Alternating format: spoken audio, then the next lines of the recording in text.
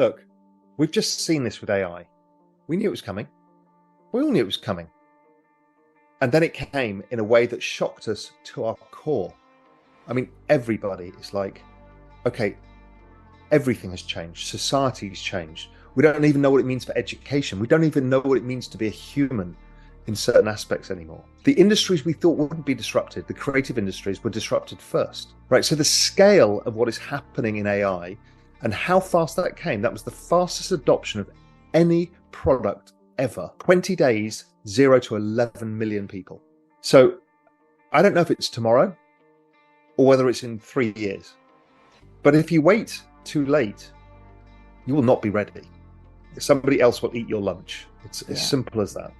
The artificial intelligence chatbot from OpenAI, ChatGPT, went from 0 to 11 million users in just 20 days, the fastest adopted technology we have ever witnessed, and it has sent Microsoft and Google scrambling into an all-out war over AI. Macroeconomic investor and Real Vision founder Raoul Pal knows that it's just a matter of time for the exact same scenario to play out in another exponential technology, cryptocurrency and the blockchain. Despite hearing it for the last 10 years that artificial intelligence was coming and it will change everything, once ChatGPT did arrive, it still shocked everyone. Raoul argues it's going to be the exact same way for crypto. In his most recent interview, Raoul Pal breaks down why he is highly optimistic about the prospects of risk assets in 2023, with a particular focus on Ethereum, Bitcoin, and the crypto market. Also, only a small percentage of my viewers are actually subscribed. If you enjoy finance content, consider subscribing or liking the video. It's free and you can always change your mind. So if you're an investment bank, it's really straightforward. You are the gatekeeper to your clients and everybody has to come through you. And occasionally you might hold dinner and get some clients together or an event, but that's it.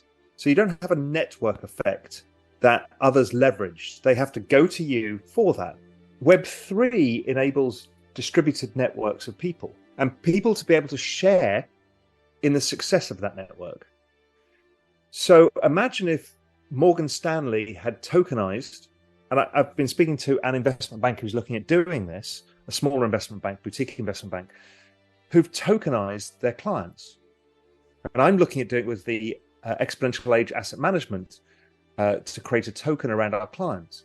So now your clients and you share in the success because the value of a network is driven by the number of connections between the people on the network and the number of people on the network.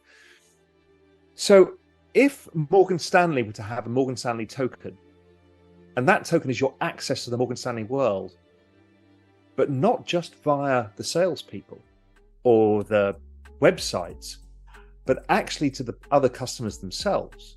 Now, what could you do? What value could you create without the need of the investment bank in the middle? But the investment bank still gets fees because the network value goes up, or maybe they take, every time there's a transaction, a small part. But imagine how disruptive that is to having salespeople. The tangible, and a salesperson knows if I get these clients together, they'll probably do more business than if I keep them apart. But investment banks don't think that way. They want to keep everybody separate, don't speak to each other. Same with asset management firms. But actually, if you put people together and say, you're now a participant in this network, then all that economic activity on the network drives the value of the network higher. So everybody benefits, the bank and the customers, and everyone has a value for being part of that network. It's a really simple concept behind Web3, which is an alignment of interest and a removal of middlemen at the center of everything. Doesn't mean they don't play a role. They can be the facilitators, the organizers, the creators of ideas, the synthesizers. But if you allow the network to operate itself, it's like in the old days, you used to have to phone, before my time, you used to call the operator and say, hey, put me through to Somi. And then we got phone numbers.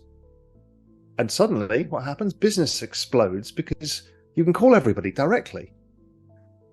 And then it became even easier with the rise of mobile phones and all the information at your fingertips. These are just networks, typical Metcalfe's law network effects. And the value that accrues goes exponential because there's all of the people working for the network to make it valuable. So another classic example is Facebook. So Facebook is a classic Web 2 story, which is they provide you the utility of being able to connect with people sell stuff, do whatever you want on their network. They own the network, the shareholders own the network, and then they monetize you as you use the network, ads, other fees.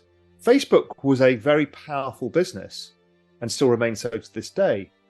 So, these are not new concepts. Tokenization just makes it really easy to authenticate. If you think of a share, it's really difficult to authenticate. I don't have a share certificate. How do you authenticate who you are, what you are, how you belong to the Berkshire Hathaway shareholders? Doesn't work.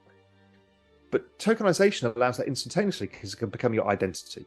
Now, all of those, if we go to the investment banking industry, every derivative contract, every OTC derivative contract is vaguely unique. Yes, sure, it might be a swap, but it might have certain terms, or it could be an option.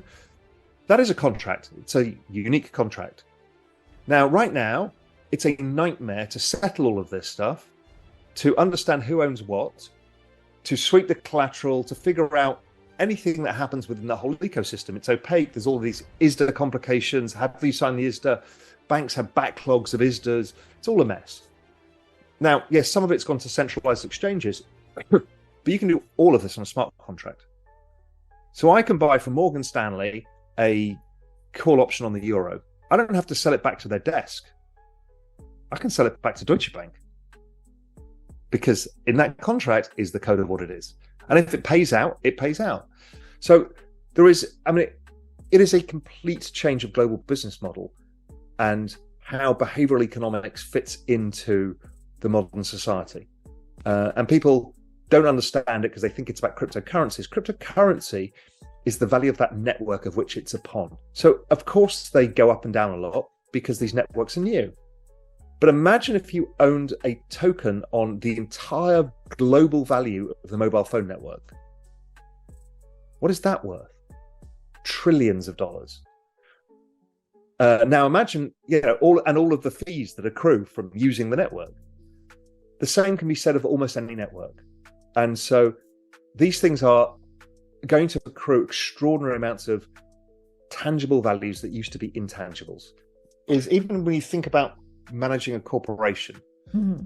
So if one of the things you want your teams to collaborate and you pay bonuses based on that, well, if you go into the room and you show your QR code and it says that you've met with these people, right?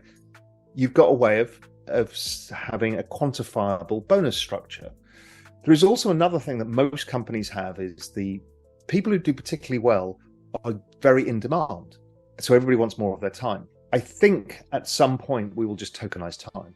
So if there's a HSBC token and you happen to be the amazing IT person that everybody wants to use, well, you have to pay with tokens. And so you've got a free market in people's time. So there are so many ways that we haven't even started that we can do with these smart contracts and the tokens. And the smart contract is basically code that settles the contract, that tells you the rules of the contract and how it's settled. It's as simple as that. And that's why anything could be kind of stored on it. It's basically storing something on a blockchain. All of that becomes much easier to manage. Your life becomes much easier. You have one wallet, all your authentications are in there, and you can do all of that. And it, as I said before, it supercharges behavioral economics. So behavioral economics is basically gamification of the global economy. It's human incentives. It's basically psychology and behavioral sciences. And how you incentivize people is much easier when you've got a token-based system. Basically, that is not far off what Facebook did with the like button and stuff like that. Some of them, they're using emotion as the token, essentially. But basically, you can incentivize people to take certain action. Now, games have done this for years. That's why games have scaled so big that they're bigger than all other media added together, because of the behavioral incentives within the game. You get here, then you get that. You come here, and then you get that. Can you take it from one game to the other? Well, that comes down to blockchain. It's at every fundamental level of everything we do is human economic activity changes because of blockchain technology. Car documents on the internet. We're seeing real estate. We're seeing the European Investment Bank using bonds. We're seeing various countries experimenting with currencies, central bank digital currencies. We're seeing it's at every level. So everybody's opinion is absolutely irrelevant right now. about what they think and what it should be. And oh my God, FTX. It's nothing to do with all of that. That is just one of the manifestations of how people can utilize this market. And that's buying and selling securities or tokens or whatever. In financial markets is full of that, Currency, everybody does it almost every day without even realizing it. They're trading currencies when they buy something off the US Amazon website. People don't even know, but financialization of everything is there.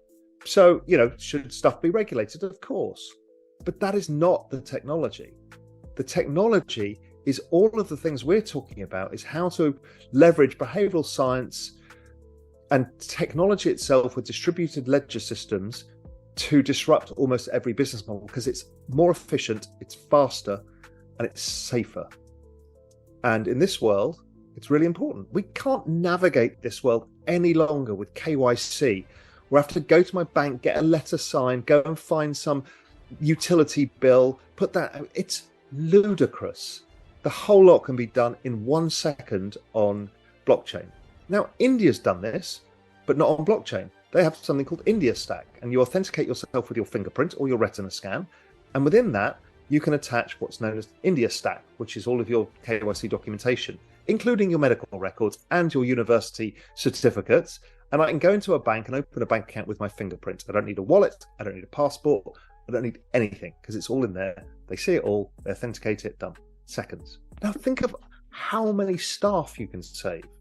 Think of the costs that you save. Think of how much happier your customers are if they don't have to do all of this shit every time you try and do something. Imagine having one authentication where all your KYC document is. So all of this is happening. And I speak to Google, Facebook, I speak to LinkedIn, I speak to Meta, all of these networks. They're all going down this route.